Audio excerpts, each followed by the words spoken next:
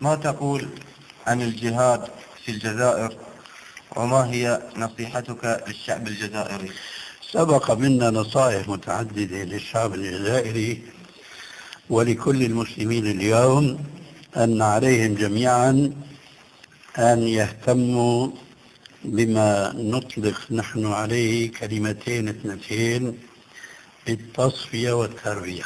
أي أن يكون فيهم علماء يفهمون الإسلام فهما صحيحا وينشرونه بين المسلمين الذين يعيشون بين ظهرانيهم، ويربونهم على هذا الإسلام المصفى، وعليهم أن يمضوا في ذلك سنين الله أعلم بعددها، حتى إذا ما تكتل طائفة من المسلمين على هذا الأساس من التربية والتصفية، حينئذ يأتي زمن قوله تعالى: وأعدوا لهم ما استطعتم من قوة، إلى آخر الآية.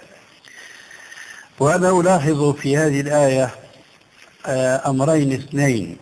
الأمر الأول أن الخطاب في هذه الآية موجه إلى أصحاب النبي صلى الله عليه وآله وسلم، وهم في المدينة المنورة، أي بعد أن ربوا تربية إسلامية على يد النبي صلى الله عليه وآله وسلم، ربوا علما وعقيدة وفقها وسلوكا. يومئذ خاطبوا بهذه الآية: وأعدوا لهم ما استطعتم من قوة.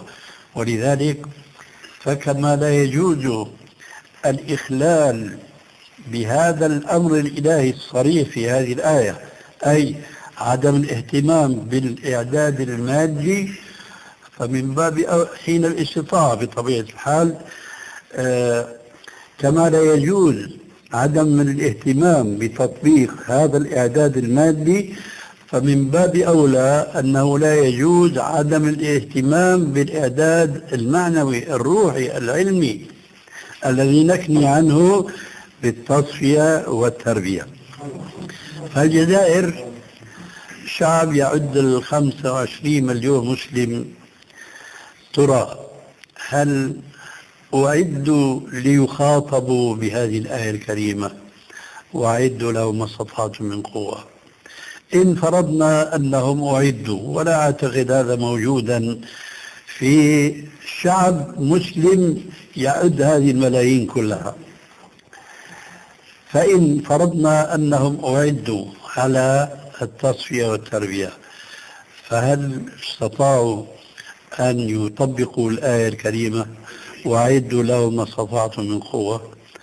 الجواب معروف عند الجميع، أن الشعوب الإسلامية اليوم مغلوبة على أمرها، لا تستطيع أن تعد هذه العدة التي أمروا بهذه الآية الكريمة، بينما الإعداد الذي ندندن حوله مما نثني عنه بالتصفية والتربية، هذا لا يستطيع أحد من الحكام والطواغيت الذين يستبدون بالناس، لا يستطيعون أن يحولوا بين المسلمين وبين تحقيق هاتين الركيزتين: التصفية والتربية.